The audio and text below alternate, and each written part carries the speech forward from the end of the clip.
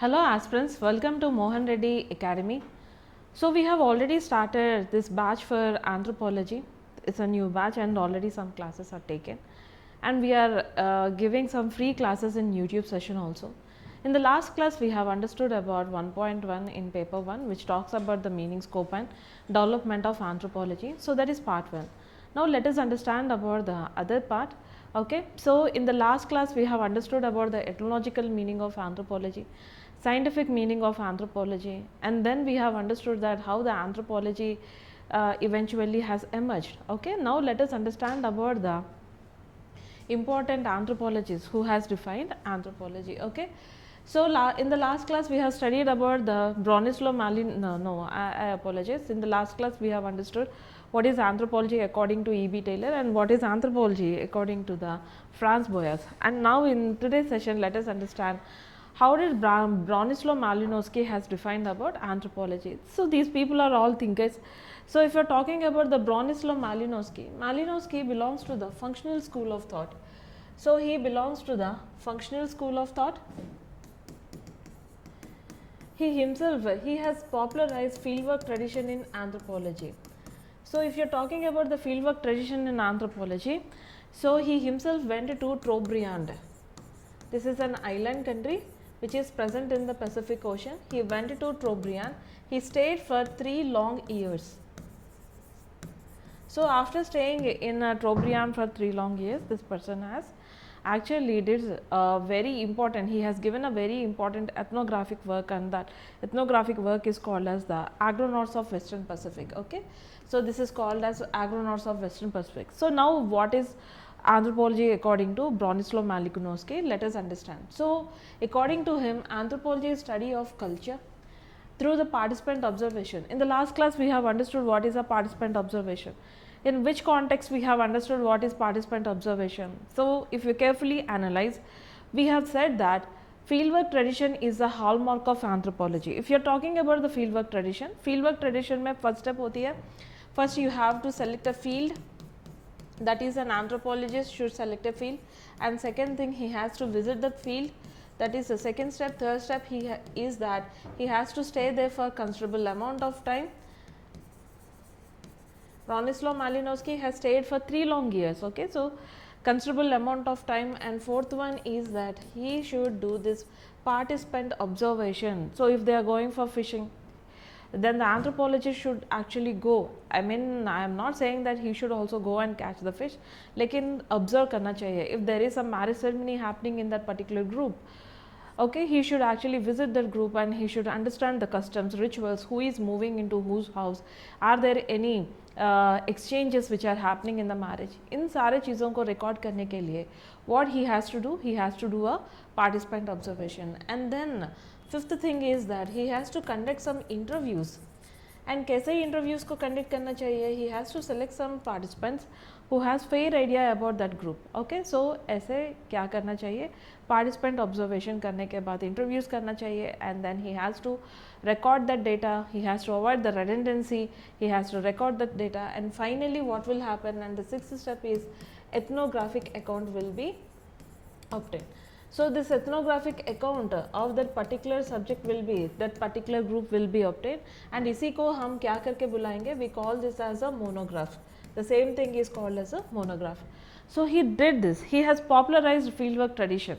Of course, prior to that Franz Boas also did some 12 trips to Baffin Island. वैसे ही इन्होंने भी क्या किए हैं, so he also has popularized this fieldwork tradition.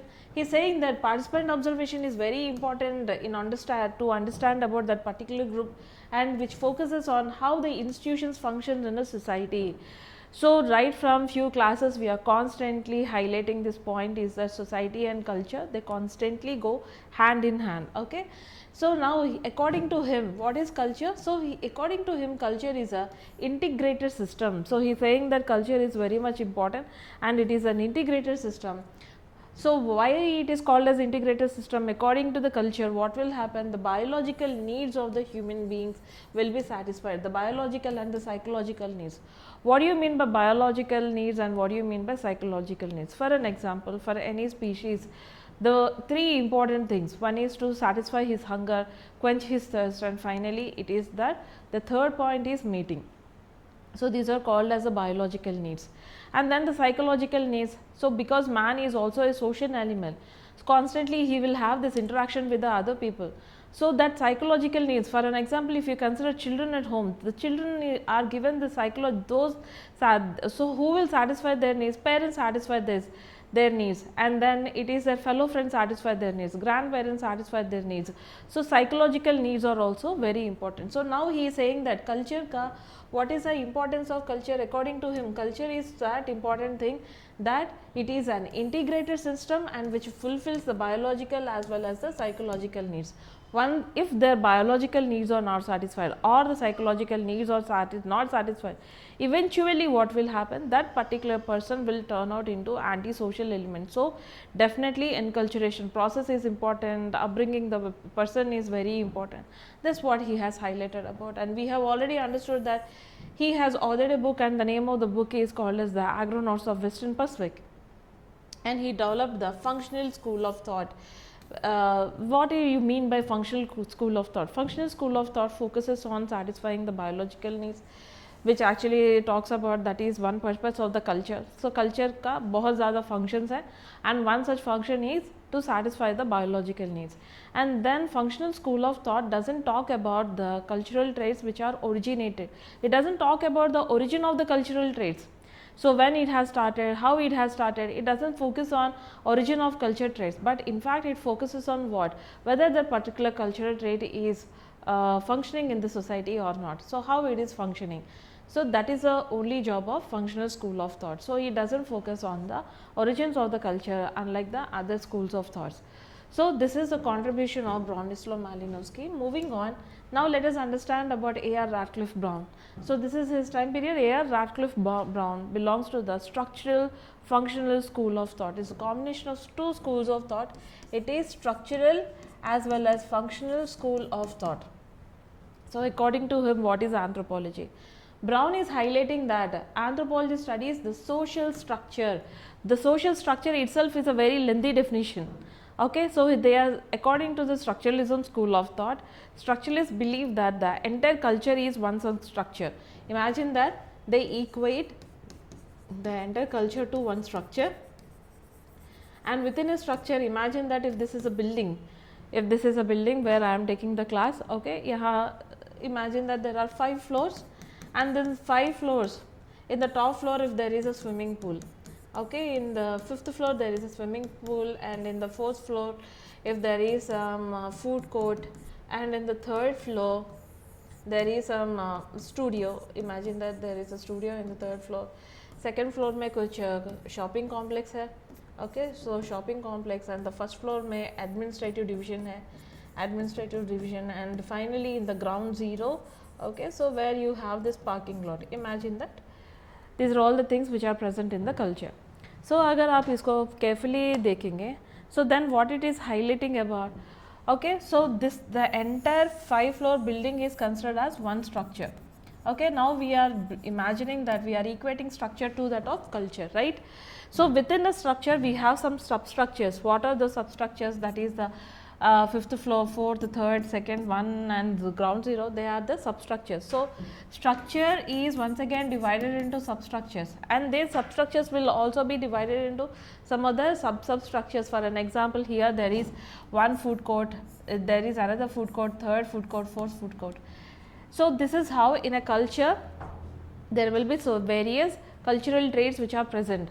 So what will happen if there is some damage which has happened? Imagine that so there is a food court in the 4th floor. So यहाँ कुछ हादसा हो गया. Imagine that there is some हादसा which has happened, and यहाँ कुछ bomb फटी है. Okay, so or else there happened some important thing.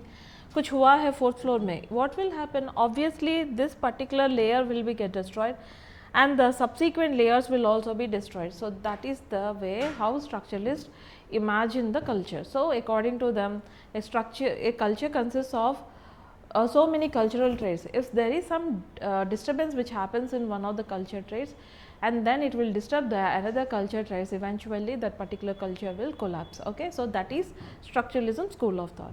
And then what is functionalism school of thought is saying that functionalism school of thought focuses only about the functioning of the cultural traits in the particular group. Okay, so it's a combination of two, social structure and the relationship among the institutions. And he focused on the structuralism school of thought. He studied how institutions maintain the social order. So the social order right now in Iran is almost collapsed. Okay, kuch bhi kar rahe, they are actually doing anything. So some people are saying that the liberals, they are supporting Iran, so and then some people are actually not supporting Iran. Kuch to ho raha hai udhar. So there is lot of chaos which is actually happening. The entire Western Asia is right now burning. But what you are carefully observing, एक social order disturb हो रही है वहाँ. Okay, so there is some social order which is disturbed there. So and he also authored a book, Structure and Function in the Primitive Societies. So Radcliffe Brown is important क्योंकि he did some ethnographic study about the Andaman Islanders. He came to India, he studied about Andaman Islanders. Okay, so if there is any foreign anthropologists who came to India who studied about the Indian society, they are important for us. Okay, so and what is his contribution? He emphasized about the cross-cultural structural analysis. What do you mean by cross-cultural structural analysis? We will compare about the cultural traits which are present in our culture and then we will compare the same cultural traits in the another culture. So there will be a comparative study. Cross culture में क्या होगी? So comparative study. Even though if we don't belong to this culture और as Philippines का culture को हम किस culture से equate करेंगे? चाइनीज़ कल्चर से इक्वेट करेंगे. Okay, we will try to compare. So that comparative analysis is called as cross cultural structural analysis. Okay, so then let us move on to the another important person, Claude Levi-Strauss. Lot of people actually find very difficult in understanding Levi-Strauss, whatever he proposes. So they find it very difficult, but the thing is that if you understand anthropology properly, if you get this guidance properly, he is one of the very simplest guy. He has to, this particular name has to be pronounced in this way only, Claude Levi-Strauss. He is a French anthropologist and he belongs to the structuralism school of thought. He went to USA for some period of time where he was heavily influenced by one person who is actually linguistic in nature. His name is Ferdinand de Saussure. Okay, because he is a linguistic. Okay, he has explained about what are the things which are present in a language, and he has placed this, he has inherited the same concept, and that is how the structuralism school of thought is represented. So structuralism school of thought inherits some ideas from the linguistic idea. Okay, so how humans has developed this language, what are the inherent things which are present in the language. He applies the same principle to this structuralism school of thought, where he tries to make us understand what is this culture is all about. Okay, so anthropology according to him is the study of structures of the human mind as reflected in the cultural patterns. So because he belongs to the structuralism school of thought, and now he is saying that what is anthropology according to him? It is the structures of the human mind. Okay, so human mind में कितने सारे thoughts होते हैं. For an example, if the baby is very young, so imagine that when the baby is very young, baby constantly makes some gestures. If she is hungry, okay, she will point out her fingers towards the mouth or towards her stomach, saying that she is hungry. But later what will happen? Baby will start learning some basic words, and if she is hungry, then how she will represent? She will say that hungry, mommy hungry. Okay, so technically that word is grammatically incorrect, but that's how the parents will understand, saying yes, the baby is right now hungry, हम इसको help करना चाहिए. And then what will happen if the baby is around 12 years and 13 years? She will speak well constructed lines. And do you think that she knows about the perfect grammar? उसको what are the underlying themes which are present? उनको मालूम नहीं है, but it actually happens. So now the structuralism school of thought focuses on those underlying themes. It says that now for every culture trait which is present in the culture, उसका कुछ underlying theme होती है, उसको जब हम समझेंगे, if you actually understand it, then what will happen? Automatically we will understand about the origin of that culture trait and how that culture trait is functioning. That is how structuralism school of thought visualizes the culture. Okay, and he says that human mind में binary opposites होते हैं. What do you mean by binary oppositions? रात और दिन. Okay, so they are completely binarily opposite to each other. So day and night. Aren't they binarily opposite? Yes. And in Chinese culture, there is one symbol. Have you ever saw this symbol? This symbol is called as yin and yang. Okay, so here the entire thing is actually covered in this way. This को हम क्या करके बुलाएंगे? This is completely dark, and here this is actually completely dark. So this is what they visualize. Even in the dark side of the life, there will be some brightness. Even if there is a lot of brightness, there should be some darkness which is present. Okay, so that is what we call it as a yin and yang. So completely opposite to each other, good and bad, evil and then good. Okay, so what are all these things? They are completely binary opposites. Okay, male and female, they are also binarily opposites to each other. That's how the human mind actually remembers these patterns. And he explored. So in order to make us understand about the culture, cultural traits which are present in a society, he explored about the myths. Myths में भी आपको क्या समझेंगे? So the myths actually represents about the socio-economic, political conditions, religious conditions which exist during that period of time, that is reflected. Okay, myths. He focuses on the myths. Myths में बहुत ज़्यादा morals होते हैं. Okay, so these morals make us try to understand what is the inherent theme which is present in that culture.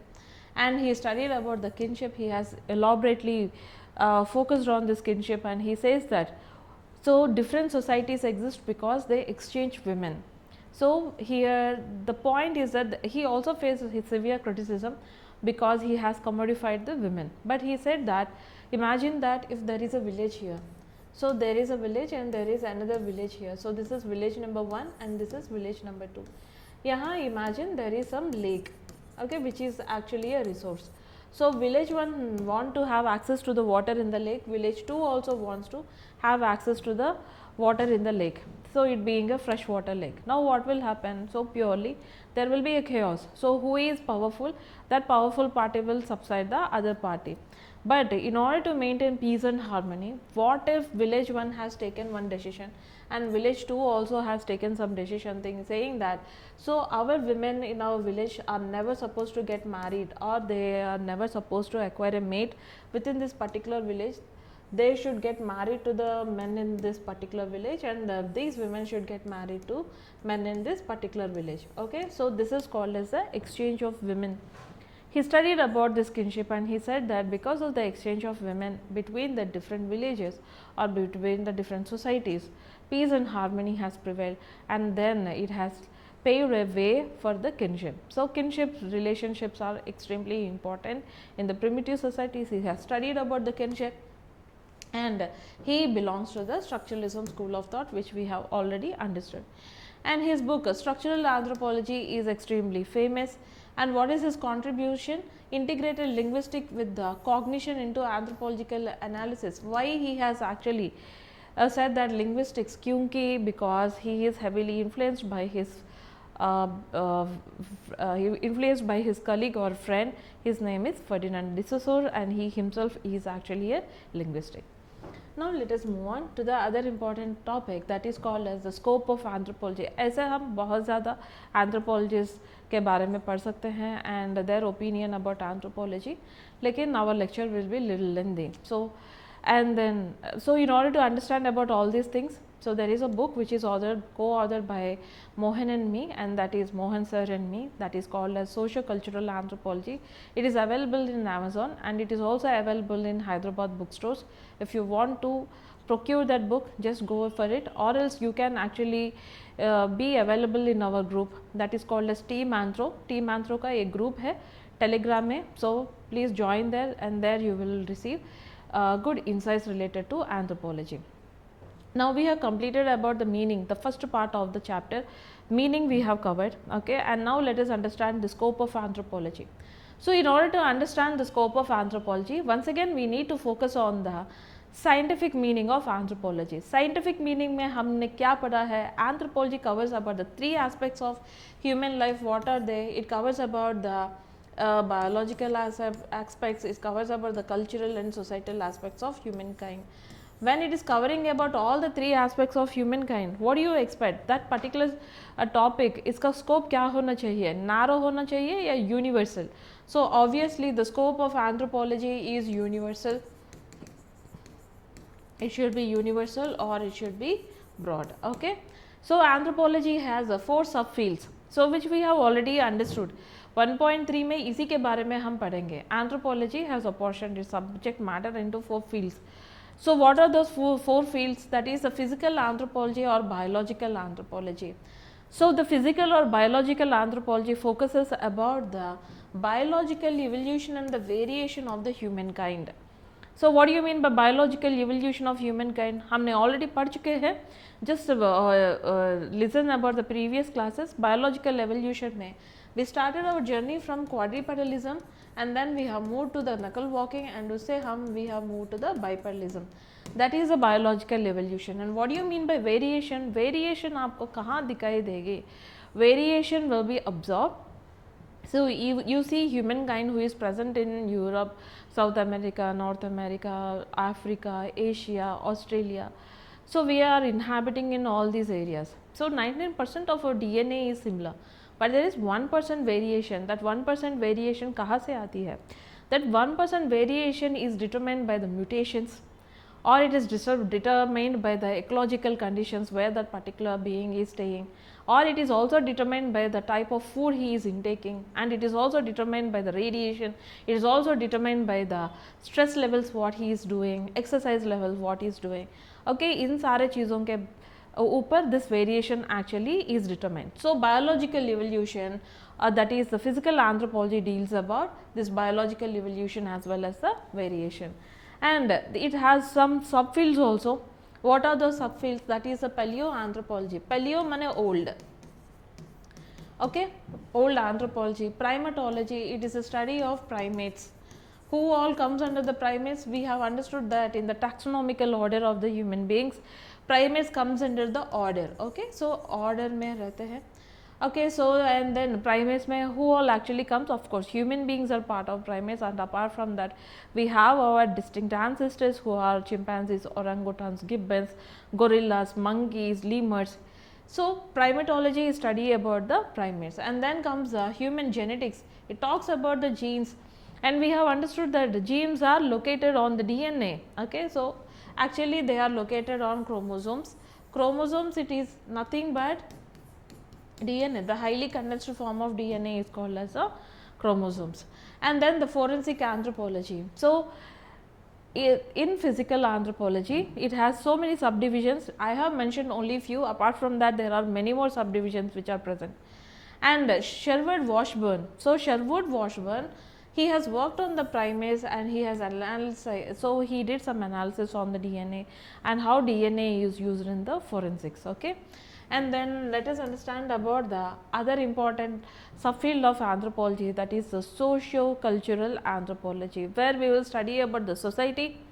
We will also study about the cultural aspects of the humankind. Okay, here it focuses on the customs, traditions, kinship, institutions of the human societies. I have mentioned only few. इससे अलावा और बहुत कुछ हम पढ़ेंगे. We will also study about the marriage, family, we will study about the religion, political organization, economic organization. ऐसे कितने सारे चीज़ों के बारे में हम पढ़ सकते हैं. And it employs, so there is a methodology to understand this. What is that methodology? That is called as ethnography. Ethnography is called as synchronic in nature. So this is synchronic in nature. Why it is called as synchronic in nature? So at one given period of time where you will study about a group and you give about that detail, which is also called as a monograph. Okay, ethnography and participant observation. I think we have enough discussed about the participant observation. Participant observation is part of fieldwork tradition, and fieldwork tradition is called as the hallmark of anthropology. Okay, Bronislaw Malinowski, he himself has studied about the Trobriand Islanders. Okay, and he stayed there for 3 long years. Okay, इसको आप example की तरह cite कर सकते हो. And then moving on, so we see the another important subdiscipline which is present in anthropology, that is archaeological anthropology. Anthropology is heavily reliant on the archaeological anthropology. Why we are heavily relying on the archaeology? क्योंकि in order to understand about the primitive structures, so in order to understand about the primitive people where script is absent, and in order to understand about the extinct humankind, okay इन सारे लोगों के बारे में अगर आपको समझना है then you definitely need to take help of whom? You definitely need to take help of the archaeology. So it reconstructs the past cultures through the material remains, not only material remains, material and non-material remains. Please incorporate this. Okay, by studying material remains and non-material remains, we will try to reconstruct about whom? About the past cultures. What all comes under the material remains? Material remains में आपको मिलेंगे that is the skeletal structure and you will also identify corpuscles. ये सारे चीज़ आपको कहाँ मिलेंगे? So in the material remains. Apart from that, okay, the pollen, so that is fossilized pollen. So by these are all comes under the material remains. Then what about the non-material remains? Apart from all these things, whatever which is obtained in the excavation site, that is considered as the non-material remains. For an example, if you obtain some tools which are made up of stones, or the tools which are made up of some metals, or the beads, or some weapons, ये सारे चीज़ all of them they come under the non-material remains. By studying about the material and non-material remains, we will try to reconstruct about the primitive cultures or about the extinct cultures. So it focuses on prehistory. So prehistory के बारे में tubal typology, excavations, carbon dating, so which you will study in the archaeological anthropology. आप archaeological anthropology में इसके बारे में पढ़ सकते हैं. So the best example is that Harappan civilization and the Mesolithic sites. Mesolithic नहीं, Harappan, Paleo, Meso, Neo, कुछ भी आप actually यहाँ mention कर सकते हो. And then comes the fourth important sub branch of anthropology, which is called as the linguistic anthropology. So why linguistic anthropology is very important? We also have a chapter in paper 1.1. So not the paper 1.1, I apologize, my bad. Okay, paper 1 में आपको मिलेंगे. So एक chapter that is called as language, cultural language के बारे में एक chapter है. Language is so unique to the human beings. If you consider about any other species which is inhabiting earth, वहाँ आपको क्या नहीं मिलेंगे? So you won't actually find language. So they don't interact with each other using a language, but language is very unique spot, very unique thing which is found in the human beings, and there is a lot of diversity which is also present. So that's the reason where we will try to understand about the linguistic anthropology. So analysis language as a part of culture. When the human beings has started transcending their animal behavior, what has happened? They eventually started this language, but how this language came into existence, that is a still $1 billion question. But we understand that Neanderthal man has communicated to each other by using some language.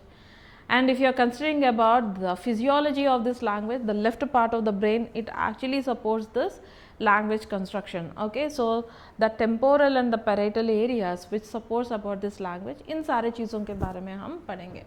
Okay, it studies the evolution of the language, it studies about the structures, dialects and the communication system. That is the importance of linguistic anthropology.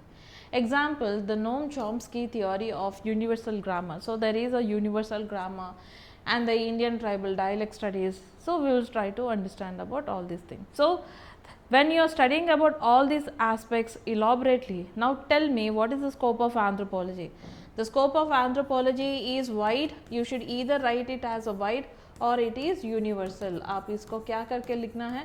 It is either wide or you have to mention it as a universal.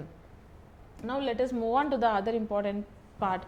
And then there is another branch that is called as an applied anthropology. What do you mean by applied anthropology? 12th chapter में paper 1 में आप पढ़ेंगे applied anthropology. For an example, right now I am wearing this dress. This is an application of anthropology only. So I went to a shopping mall and then I have selected one dress which suits my body. Okay, so how this was designed? They will take a sample study about some people between this height and between this weight. इन लोगों को ये dress suit होगा करके. So you see applications of anthropology in various fields. In the sports department, you will also see it in the defense equipment, in the medical equipment. For an example, students, if they are sitting in the chairs, so if the chair is ergonomic enough or not. Okay, अगर आपके लिए एक hand rest है, there is some place where you can actually write. and you are comfortably sitting. So what is all these things are considered as that is considered as ergonomics. So these are all some various applications of anthropology.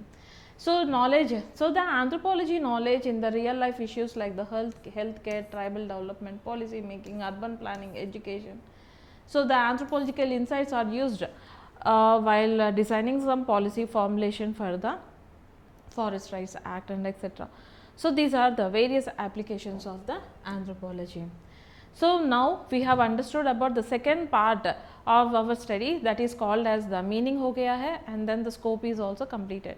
Now let us understand about the development of this particular discipline. So earlier we have already understood that anthropology as a separate discipline has never existed. It was part and parcel of sociology, but eventually what has happened, because the subject matter of anthropology is widened up, then what has happened, it did not actually is part of sociology and it got separated.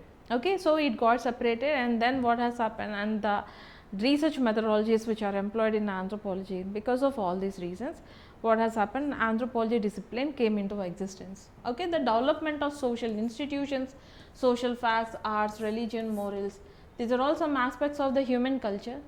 And what are all these things? They are the subject matter for the anthropologists. So it is a subject matter of not only anthropological thought. Anthropological thought माने क्या है? Chapter number 6 in paper 1 that comes under the anthropological thought. It's not only the subject matter of the anthropological thought, but it is a very important thing in anthropology. So several scholars, they have contributed outlining the developmental phases of anthropology. So what are the developmental phases? Okay, so who are those people? A.C. Haddon in the year 1934, and next we see the T.K. Penniman 1935, R.H. Lowy in 1937, and in India there are several anthropologists, Indologists who have studied about India, and they have contributed a lot to the anthropological department. Majumdar 1947, 1956, S.C. Dubey, N.K. Bose, L.P. Vidyarthi, M.N. Srinivas, Airavati Karve, आप mention कर सकते हो, okay, बहुत सारे लोगों के बारे में. And then we see Penniman's, T.K. Penniman's classification in the related to anthropology, 100 years of anthropology 1931 में, he has proposed a systematic and scientific classification. So the scientific classification related to the developmental phases of anthropology. Okay, he said that the evolution of the anthropological thinking did not all started in a overnight, so it has gradually developed. So he said that there are 4 historical phases. So now let us try to understand about these 4 historical phases. The first phase being the formulatory period, the second phase being the conversion period, third phase being the constructive period, and the fourth phase is the critical period. So first phase mein, what is the time period? Prior to 1835. So in the early part of the 19th century, formulatory period has started. So here, what is the nature of development? During this period of time, anthropologists has focused about the philosophical inquiries into the society and the human behavior, like mostly it is heavily influenced by the Greek thinkers. Socrates, during that period of time in the BCE, he has actually instructed his people. So he has instructed the Greek people saying that now you question the authorities, whoever who is formulating a law for you, आपको क्या करना चाहिए? Start questioning the authorities because they are formulating law for you. इसीलिए आपको क्या करना चाहिए? आप समझिए, okay, whether it is important or not. When he has formulated this theory, what has happened? Okay, it is a very novelistic idea during that period of time where the normal people questioning the authorities, it was like people couldn't even understand ऐसा हम कर सकते हैं क्या करके, okay, but he has motivated the people in certain way. So the Greek thinkers has contributed a lot. कितना ज़्यादा philosophy सुनने को मिलेंगे. So आप ethics, integrity, aptitude में where you will actually study about lot of thinkers from various parts of the world, and they come from Greece, they come from the French and etc. Okay. So and then moving on to the second the part that is called as conversion period. So what is the time period? It is between 1835 to 1859. So here converging the views from the diversified fields. What are those fields? एक तो archaeology, biology, economy. So archaeology से थोड़ा thoughts, biology से थोड़े thoughts and economy. So all these thoughts are converged, and that's how then anthropology is visualized in certain way. Okay, so where they started understanding the man and culture with respect to archaeological point of view, biological and economical point of view. And then starts the third important phase, and that is considered as the constructive period. So what has happened in the constructive period? So the time period of the constructive period is between 1859 to 1900. So this is the time period of it. So they have institutionalization of anthropology has happened. So what do you mean by institutionalization of anthropology? Anthropology started getting established into the various universities, Oxford, Harvard, ऐसे बहुत सारे places में anthropology as a discipline started existing. So that is called as institutionalization of anthropology as the academic discipline got established, and then the various subfields has established. And finally we see the critical period, the time period of the critical period, it is between 1901 to 1935. By this time we have entered the 20th century. So यहाँ theoretical refinement, rise of major schools of thoughts, global spread of anthropology has happened. So this is one classification which is proposed by T.K. Penniman. And then let us move on. Okay, so now let us understand about this formulatory period. Formulatory period में क्या हुआ है? Prior to 1835, where the Greek thinkers has contributed a lot. That's what we have understood. Okay, so based on the major thinkers, I apologize. That is correct. Yeah. So where the major thinkers and their contribution, Herodotus. आपको already मालूम है who is this Herodotus? So this is his time period, 484 to 425 BCE. Okay, it has to be presented as the BCE. Herodotus is considered as father of history. उनको क्या करके बुलाएंगे? He is considered as a father of history, and he is regarded as the first ethnographer. Why he is considered as the first ethnographer? Because he has traveled to so many places. When he has traveled to so many places, he has documented about their culture, he has documented about their society. And that is the reason why he is called as the first ethnographer, and he has authored a book that is called as Historia. So what do you mean by Historia? Historia माने investigation. Historia माने क्या है? Historia माने investigation. He traveled widely, he documented the customs, language, physical traits and the regions over the 50 communities, and he is the first one to record a history, custom practices like the Kuwad. What do you mean by Kuwad? That has to be pronounced as a Kuwad only. It is a French word, it has to be pronounced as Kuwad. So what do you mean by Kuwad? For an example, if a lady is pregnant, so when she is pregnant, she finds difficulty in eating, she finds difficulty. So as the days goes on, as months are after 6th month, 7th month and 8th month, when her abdomen increases in size, so what will happen? She finds this difficult and she places her hand over one side of the body where she tries to support this baby, and she finds this difficulty to sit, she finds difficulty to stand. Okay, and then during the labor pains she screams because it pains a lot. So this is happening to her because that is biological in nature. But during this period of time, if she is walking in certain way and the husband is also imitating her, and then when she is undergoing the labor pain where the husband is also screaming out of pain, so why he is doing? Is he really in the pain? No, he is really not in the pain. But why he is screaming? Kyunki it's a type of solidarity what they are showing to the fellow gender. So this practice is called as Kuwad, and he has recorded about the Kuwad in his writings, and he has advocated for the universality of the culture. उन्होंने बोला है, so whatever wherever the people are there, सब लोगों का एक ही culture होना चाहिए. That is his idea. And he respected the diversified human practices which are found in the different places of the society.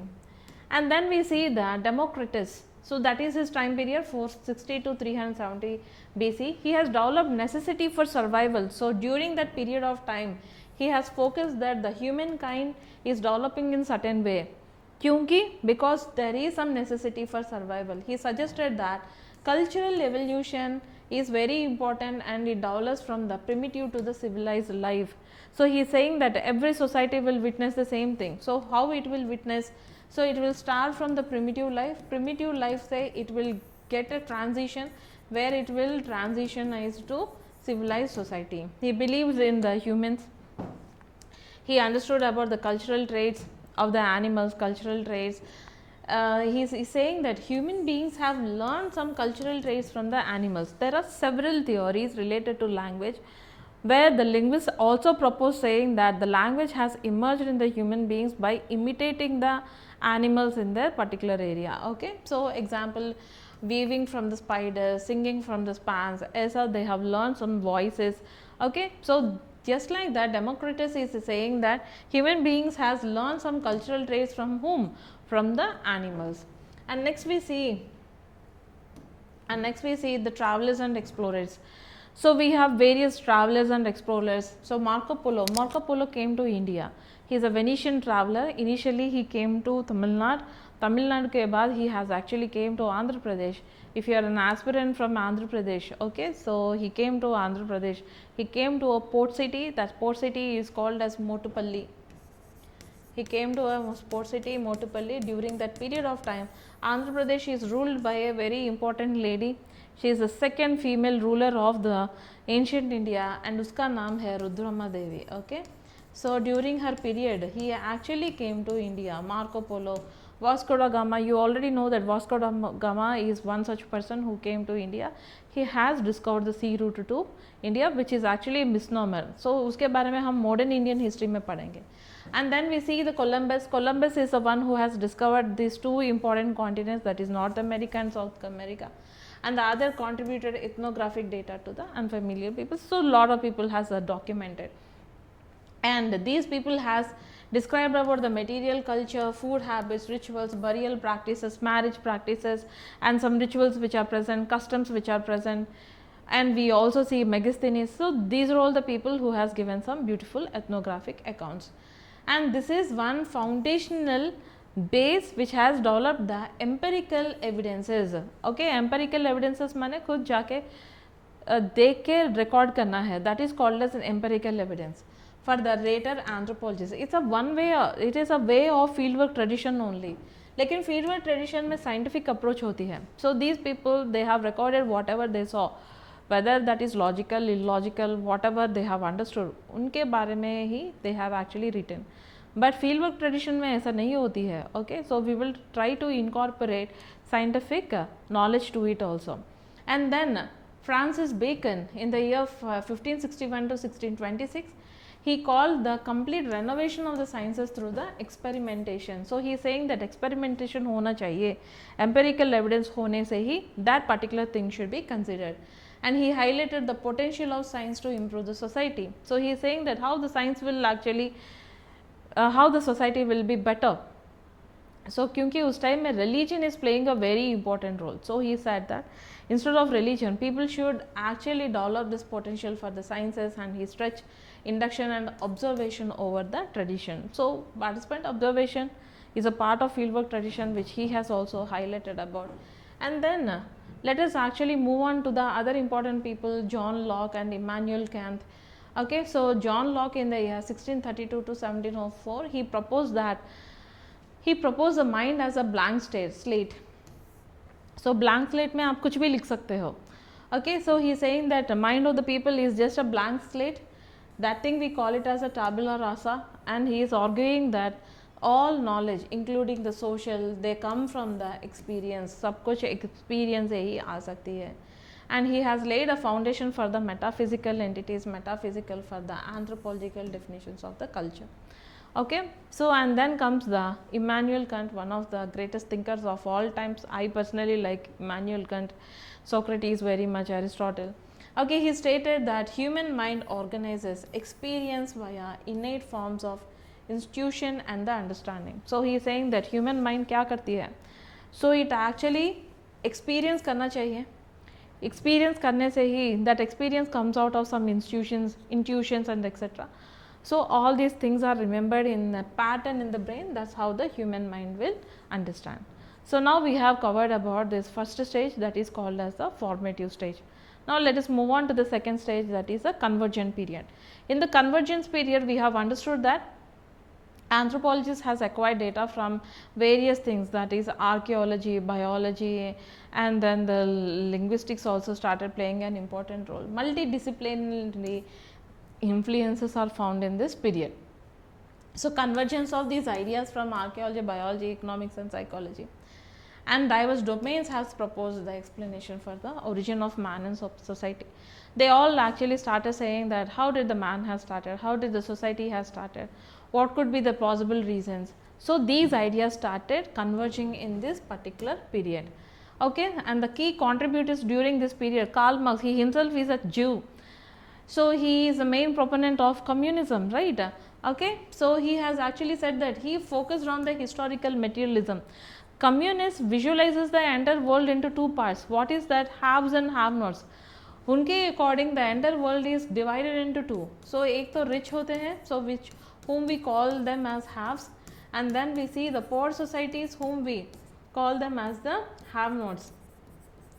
So they actually focuses on the materialistic aspects in the societies and the conflict which is actually which arises. Why the conflict arises? Because haves, the population of the haves in a particular society is very less percentage. Okay, उनका percentage less होती है, but they have major access to the resources.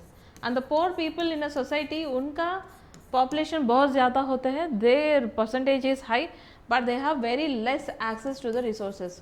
Because of this high population and less access to the resources, eventually after some period of time, they revolt against this higher class societies or the rich class, and then what will happen? Conflict will get arises. And next we see the Charles Lyell.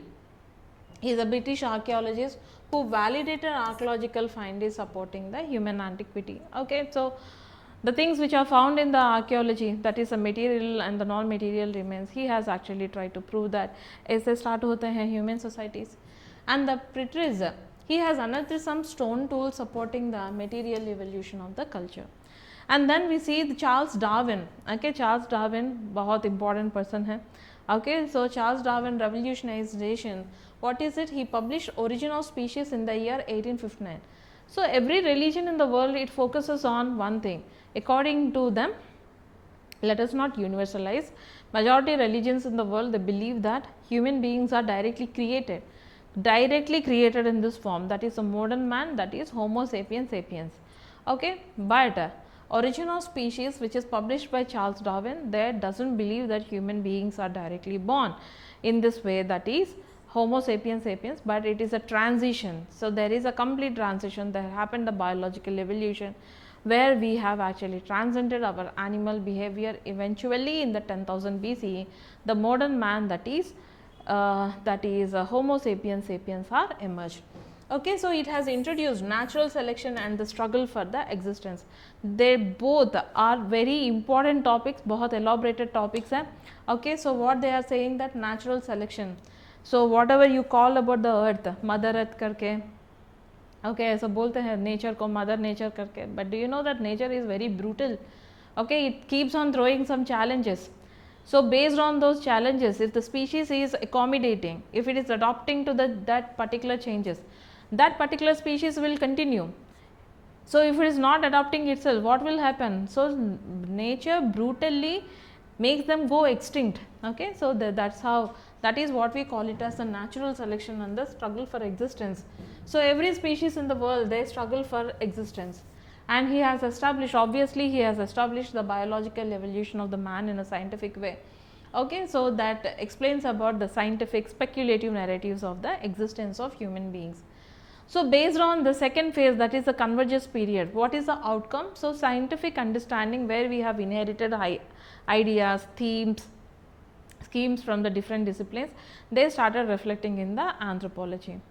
And the third phase, that is the constructive phase. In the constructive period that has started from 1859 to 1900, यहाँ क्या हुआ है? So anthropology started establishing into the different institutions. So it was institutionalization of anthropology has happened. So in where it has emerged as a academic discipline in universities like Oxford in the year 1894, Cambridge in the year 1900. Okay, and the different subfields has emerged in anthropology. What are they? Ethnology. Ethnology माने where you do comparative studies of various monographs or ethnographic accounts. उसी को हम क्या करके बुलाएंगे? Ethnology of the different time periods. So hence it is called as diachronic in nature. Okay, so this is diachronic in nature. Prehistory, social anthropology. physical anthropology, and the important thing is who has contributed for the development of anthropology during this period of time. Obviously it is Edward Bernard Taylor, we see the James Fraser, both of them they belong to the classical school of thought. And next we see the MacLennan, L.H. Morgan, Adolphe Bastien, Henry Maine. Okay, so they have developed. So there are many more anthropologists who has developed, who has established, who has contributed a lot for this anthropology discipline to get established into the various universities. And the Taylor's culture and the Morgan stages of social evolution, and the other people, they have laid a good foundation for the anthropological department. Okay, the growth of anthropology in the France. France is a center for this cultural fermentation. France stands as a center for so many things. Okay, revolutionary ideas. It stands for so many many thinkers, they come from the France. Okay, France mein we see some anthropologists, the greatest anthropologists, the scholars like Emile Durkheim, Paul Rivet, Marcel Mauss, Levi Bruhl, and they all belongs to the French sociological school. And Durkheim has launched La Année Sociologica in the year 1898, and that was very important, which has given a good insights about the anthropology. And then of course the colonial administration. So some parts of the world are unfortunately they were ruled by our colonial masters, and British officials in India like William Crook, Thurston, O'Malley, and they have collected some ethnographic data related to our culture in India. So that's how the foundation for the anthropology got established in this third phase. And there is a research disseminations. What are those research disseminations? So many schools of thoughts came into existence. American school of thought, British school of thought, German school of thought. Okay, that's how it got disseminated. And finally the fourth stage, which is called as the critical period, that is between 1900 to 1935. So here what has happened in this phase, Penniman has called this as the critical period. Why he has actually called it as a critical period? So kyunki so many innovations came into existence, institutional expansion has happened. So and the first chair of social anthropology, University of Liverpool, 1908. Okay, it has happened in England. So here the anthropological teaching began in India. So anthropological teaching in India has begun in Calcutta University in 1920, and eventually it got established in the Bombay University. And the key journals, Man in India, 1921 by S.C. Roy, and he is known as the father of Indian ethnography. Remember his name, S.C. Roy. And then the various schools of thoughts. Okay, by this time so many schools of thoughts came into existence. Different people have adopted different types of perspective in order to understand the culture and society of the humankind. Bronislaw Malinowski, he has established functionalism, school of thought, structural functionalism. यहाँ structural functionalism school of thought होना चाहिए. Radcliffe Brown, cultural personality, Margaret Mead, Ruth Benedict, both of them are the students of Franz Boas. Okay, so we see so many theories on social structure, cultural relativism, ethnographic fieldwork. In the last class we have understood about what is this cultural relativism is all about.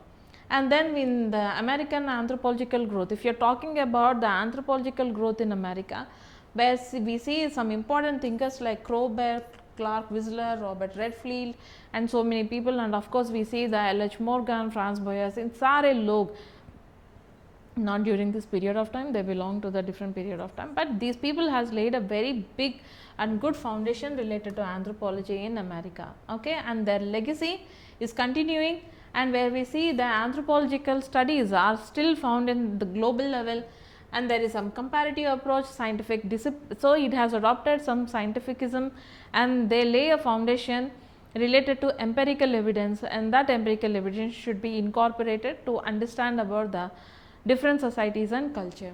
And the critical period led to the formal classification and methodological rigor in studying the culture. So by this we have completed chapter 1.1, that is meaning, scope and development of anthropology. And in tomorrow's session, let us actually start with culture or society. Okay, 1.2 and 1.3 तो बहुत simple है, लेकिन हम क्या करेंगे, let us actually start the socio cultural anthropology. Socio cultural anthropology हमको start होती है सेकेंड चैप्टर से. So from the second chapter हम पढ़ेंगे we will actually start. Either let us start with the culture or the society. So don't, if you really like our content, do like, share and subscribe, and we will meet in the another session. Till then, take care and bye bye.